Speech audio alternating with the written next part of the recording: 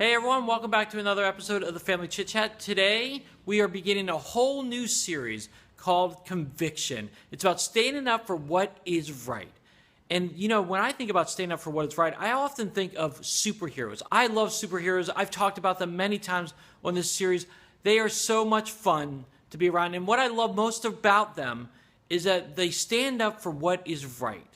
And today we're going to read a story about Jesus and how he stood up for what is right and how he did what was right today. So I want you to pause the video real quick, answer these few questions, and then when you're done, press play and we'll continue from there.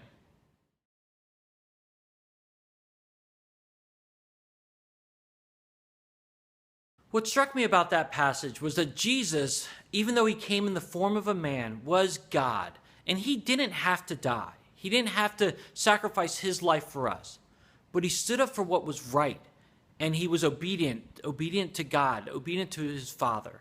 And a lot of times there are times in our lives where we don't want to do what is right. We want to just deviate. We want to go away and do our own little thing. But Jesus did what was right. And he showed us how to stand up for what is right. And that's the bottom line.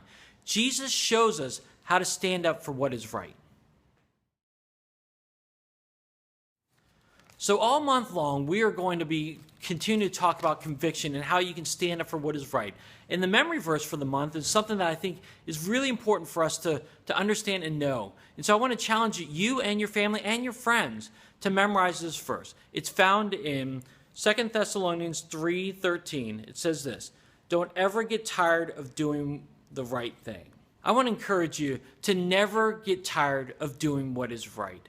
It is so hard sometimes that you want to follow along the pattern of people who are not doing the right thing, but to stand up for what is right. And all month long, we're going to talk about how you can do that. And Jesus is the perfect example to kick off this series this month on how to stand up for what is right. So I want to encourage you this week to figure out how can you stand up for what is right each and every day.